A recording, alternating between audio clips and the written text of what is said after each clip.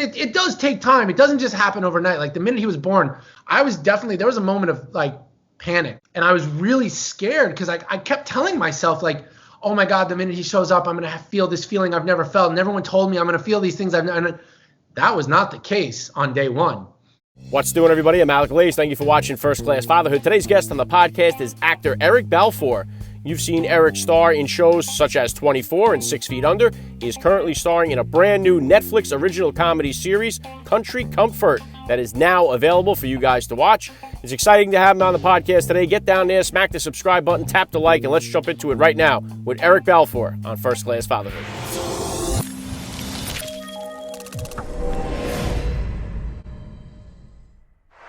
Joining me now, First Class Father, Eric Balfour. Welcome to First Class Fatherhood. Thank you, sir. Thank you for having me. All right, let's start right here. How many kids do you have? How old? I have one son. His name is Oliver, and he is 2.5 years old. Wow, very cool. Yeah. Did you guys, when you were having him, did you find out what you were having with like a gender reveal? Or did you guys wait to the end? We did. We definitely didn't do a gender reveal. We did find out that he was a boy, and it was really interesting because when I always imagined that I wanted a girl. I did not have the best relationship with my father, and so somehow the idea of having a girl was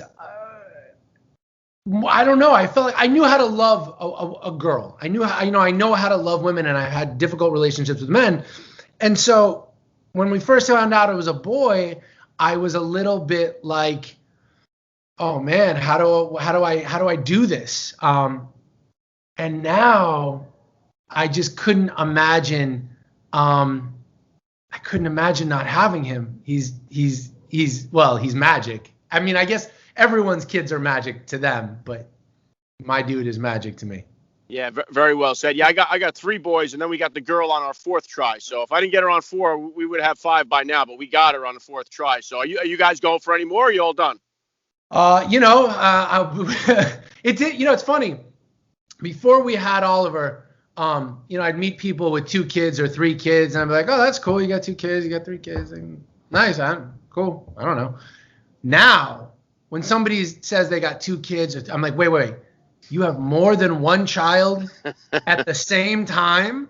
How do you survive? How do you do this? But yeah, I mean, we definitely, the only challenge, the only thing that's hard for me sometimes when I think about having another kid, I mean, we want to have another kid for sure. But there are moments where I do worry. I'm like, wait, is this new baby going to take away my time or my energy or my focus from Oliver? Because I think the thing that I found the most, I don't know if it's difficult or interesting, I don't know, maybe both. I don't want to miss anything. And you don't realize like every minute gone is a minute not having a connection and an experience with your child. So it's like, that's the only thing I honestly struggle with is just like, and I get, everybody does it. Everyone's got more than one. Lots of people have more than one kid and they love them all. And I'm sure you do. But that's the only thing I struggle with is just I don't want anything to take away from his attention and love that I'm able to give him. I don't know, man. What do you like? How is that? Yeah, well, one of the things that is very important, Eric, like I said, I have 4 of them, and spending individual isolated time with each one of them. My wife and I, we make that a point to do that because it's very important to them. Like for us, it may just be 5 or 10 minutes of the day. For them, it's their entire day when they get a chance to be alone, even if it's just a walk to the bodega or if it's just a ride to the store, whatever it is. Well, when I do the food shopping during the week, I'll pick a different kid and take them with me. And it means the world to them. So we definitely we try to make sure that they each get that individual time with each of us. So it's definitely important, and it does become a challenge as everything becomes. Each one's got their sports they're interested in, and they all got their activities, their friends. They're all going in different directions. So it definitely makes you focus and really narrow down that schedule a lot more when you have multiple kids. From my experience, anyway. Yeah. And Eric, if you could here, please just take a second to hit my listeners with a little bit about your background and what you do. So yeah, I mean, I guess my day job is as an actor. I moonlight as the CEO of my wife's clothing line called Electric and Rose. I wish that I got to spend more time making music, which was my first love. And right now I'm getting ready to launch this new show that I'm on for Netflix called Country Comfort that Catherine McPhee is the star of, and she's just as I become a father, I have to learn not to say, I have to say effing bananas, not drop the F bomb. But she's incredible. It's a family show about a singer who becomes a nanny for a family that recently lost their mother, and they were all musicians. And I mean, the kids on the show are just incredible, and they're so adorable. And it was so fun for me because most of my career I've spent doing a lot of dramas and, supernatural stuff or horror stuff or, playing cops or playing bad guys or whatever. And so this was such a perfect moment and kind of a dream because like I was saying, music is my first love. So to get to play a musician, to get to sing with Catherine McPhee, all of these things were incredible. And to get to do a family show that's a comedy for me right now has been incredible. It's kind of the dream come true. Yeah, well said. I just seen the trailer for it. It looks phenomenal. It looks like a great family show. I'm looking forward to it myself. And now becoming a dad, does that play any have any effect on which particular roles you're going to choose to play going forward as an actor or music that you would choose to make? Does that have any influence over that? It changed my whole life. It changed my entire career. Like I wouldn't say it was the minute he was born. The minute he was born, actually about a month after he was born, I would say I left to go do a project for a few weeks. And it was like a little difficult leaving my wife and him, mostly just because it was like, wait, I'm supposed to be here to take care of you guys, and leaving was challenging, but not that hard. There's only so much you can do as a father those first few months. But as time went on and my connection to him grew, my whole life trajectory changed. I mean, it was just like all of a sudden, all those little projects and things, and I want to, I'm going to do this and that, and none of it became important. Everything became about him. And so when I started thinking about work, it was like, does this make me a shit ton of money? Sorry, I don't know if I can say that. That's cool. Does this make me money to take care of my family? Will this project change the trajectory of my career to take me to the next plateau? And if not, no. The questions became very quickly like, how much are they going to pay me and where does it shoot? How long? No. Okay, forget it. That became the calculation most of the time because just nothing became more important than being with him. So it was interesting when he was born. I've been having this conversation with my manager and my agents a lot lately because when he was born, I was like, guys, I just want to work. I want to make money. I want to build up this coffers to take care of him and give him everything he could ever want in life. And that changed over time because I was just like, guys, I don't want to leave him. So unless it's a really good reason, count me out. So it's been interesting to see how, I'm far less distracted in life, in that regard. There's more pressure now. I mean, now you look, I can imagine you have it times 4, everything is like all of a sudden you're like, do I really need to go shopping for a pair of jeans for me? No, I don't. All I care about now is really him and my wife and just keeping them happy. Yeah, it's great stuff, Eric. That's exactly the testimony I try to capture on this show because we have a fatherless crisis in our country. We got too many kids are growing up without a father in the home, and I think it's because some people have this false idea of like becoming a father or starting a family is going to ruin their life. They have this misconception of what it's all about, and a lot of people are chasing happiness out there. And they think they're going to find it in these other things. But really, I would take purpose over happiness any day. And I think becoming a father gives you a strong sense of purpose, just like what you were saying there, how it changes your direction. So 100%. And honestly, if I was ever going to tell somebody who was like about, let's say that guy found out he was about to become a father and wasn't ready, didn't want it, wasn't hit the plan. I get it. I totally get it. And we all have things we want to achieve. But the happiness that I feel from my son is so far superior to any other happiness I've ever felt in my life. And it does take time. It doesn't just happen overnight. Like the minute he was born, there was a moment of like panic, because I was like, here he is. Oh shit. I'm not like head over heels in love with, I love him, but I'm not, I don't know. I kind of take him or leave him the first couple of days. I was like, I don't get it. And I was really scared because I kept telling myself, like, oh my God, the minute he shows up, I'm going to feel this feeling I've never felt. And everyone told me I'm going to feel these things. That was not the case on day one. But it's weird. About 6 months later, when I was supposed to leave to go do another job, all of a sudden I was like, whoa, what do you mean? Wait. Okay, I'm not getting on the plane. And then everyone's going, what do you mean? I'm like, I'm not getting on the plane. I can't get on the plane. I can't go. I can't leave him. I can't be a part. I was like, and I didn't realize it. It snuck up on me. But you're absolutely right.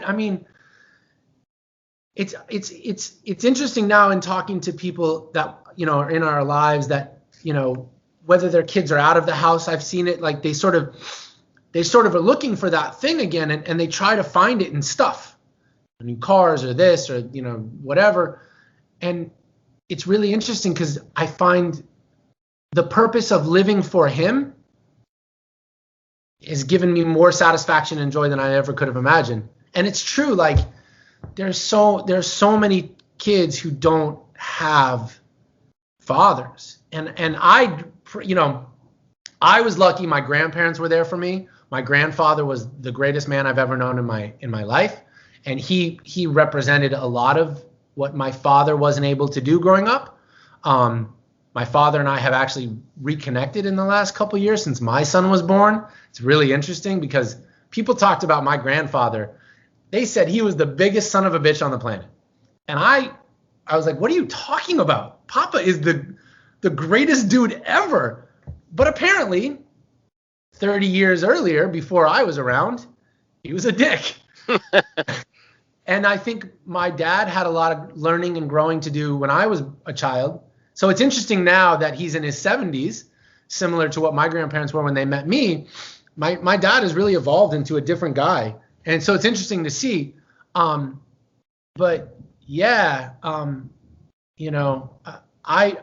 was sort of, I'm rambling now kind of, but that was sort of like when I was talking about, not knowing how to be a father, because I didn't have a great, childhood with my own father. At a certain point, I just said, well, I'm just going to give Oliver everything that I didn't get and that I wanted. And that became sort of the motto of how I made decisions of like, hey, I just wanted someone to hold me, and I didn't want someone to, call me buddy or dude. I wanted, my dad to call me sweetheart and honey and love me and kiss me and hug me. And that became the rule.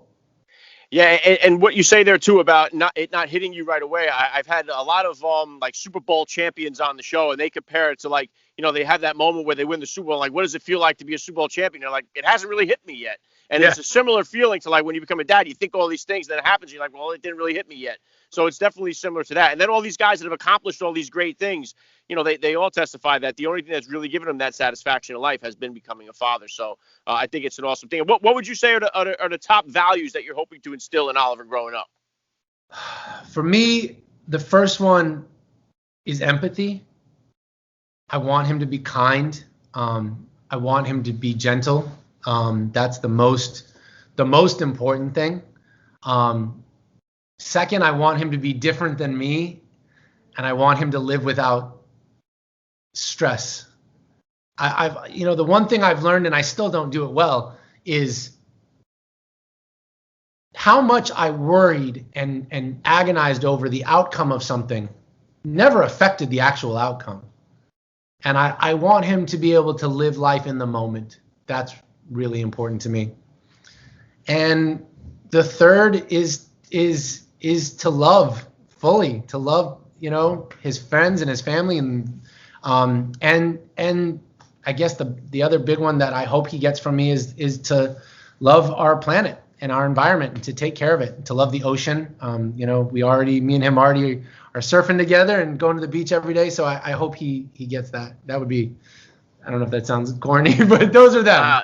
Yeah, very cool. And obviously now the pandemic has changed all our lives around. The movie industry has been hammered by it. I mean, everybody's really been affected by this in a lot of different ways. Having a child, your first child during this, at the height of this thing, how did that kind of impact you? How was it? How have you managed through the whole thing with the pandemic with Oliver? So it's interesting because on one hand, it was, I don't ever want to call this pandemic a blessing, but the only good part for us was we got to spend a ton of time with him. So that part was like kind of amazing. I don't know that this would have happened this way without it. On the other side, because of his age, he was right at the age where, he wasn't in like preschool or kindergarten yet. His life still really mainly revolved around us. So, his life didn't look that much different. The challenge was making sure that he was getting interaction with other kids still. We have a couple friends who really just sort of said, hey, we're closing off from everybody. Doors are closed and we're going away. And it was, we could see it in those kids. They had a really hard time interacting with kids again. So that was the biggest thing, was just trying to find a couple friends who were as careful as we were, that we, had, kind of agreements with, and they as well were being as safe as we were. So we still had a couple people that he could have interaction with kids with and not be totally isolated. Because, as much as we try to, be there and play and have fun and do all, like, there's something about another kid that you can't, like, we are never as fun as his cousin Asher. Like, we will never beat Asher, ever, no matter what. So that's what. Yeah, and I had that, like I said, with my kids, my oldest son and my youngest son, they could be like cats and dogs together sometimes, and they all hang out with their friends and stuff like that, and they don't spend as much time. And during the pandemic, they were kind of forced now to play the board games together, to be together a lot more, and so it helped to develop that relationship a lot better. I mean, it ain't perfect yet, believe me, but it's like it has given them a chance to work on that, whether they know it or not. So there have been some silver linings throughout the entire process with this thing. Yeah. And I know we have the Country Comfort on Netflix. What other kind of projects or goals or plans you're working on right now for the future? I think the biggest thing for me is staying focused. Before Oliver was born, I spent a lot of time pursuing a lot of different things. And so now it's really, I've become really hyper-focused on the things that are really important. I've got a couple of projects that I'm developing that I'm really, excited about. Hoping that this new show becomes a long-term gig. That's the goal. That's the goal right now. I hope everyone watches the show and loves the show, and hopefully loves my character Boone and wants him around for a long time. That's kind of it. And then, we're focusing, I'm actually here at the offices of our clothing company, Electric and Rose. And so, playing the part of CEO has been sort of a new challenge, which I really just carry boxes. That's really what I do. I carry boxes from that side of the office to that side of the office. And then that's about it. That's my job as CEO. Well, I'll be watching Country Comfort. I encourage the listeners out there to check it out as well. And last thing I'm going to hit you with here, Eric, I know you probably touched on it a little bit during the conversation here, but I love to ask all the dads that I get on the podcast, what type of advice do you have for the new dad or for that about-to-be father who's out there listening? The biggest advice that I would give is if you can, make the time to spend with that baby. Make the time. You will. What I found was the bond that Oliver and I built during that first year and a half. The first few months, you're actually off the hook. Go do whatever you have to do those first few months. Work your ass off, make a bunch of money if you need to, put it in the bank. Because, you're kind of useless. But come, around 3, 4, 5 months, especially right about 6 months, they know you, they see you, they get excited when you come home. And if you can spend that time in that first, year and a half, 2 years to build that bond, I really believe it is something that stays with you guys for your entire lives, and it's invaluable. And I think it's what makes it easier, Because I know now that I have that feeling with Ollie that I don't want to let it go. It's hard to let go of now. And I think that's maybe what happens to a lot of fathers. And I think that's like, not to get overly political about it, but I think that's what happens in our society a lot. Is it's really difficult for, whether it's fathers or mothers, just, parents who have to work and make a living. It's so hard to survive in our society financially. Some people don't have that luxury. We don't, paid family leave is not exactly going to cover it. But if you can find the time, and I hope that's something we work on, because I would love to see, fathers be able to spend time with their kids in that first year and a half and figure out ways we can do that. So if you got ideas, man, I'm all ears. It sounds like you are the dad expert. So. Well, we're working on it here. Always trying to be a better dad tomorrow than I was today. So I love the message. It's been a lot of fun for me. I got to say, Eric Balfour, you're first class father all the way. And thank you so much for giving me a few minutes of your time here on First Class Fatherhood. Thanks a lot, man. You take care.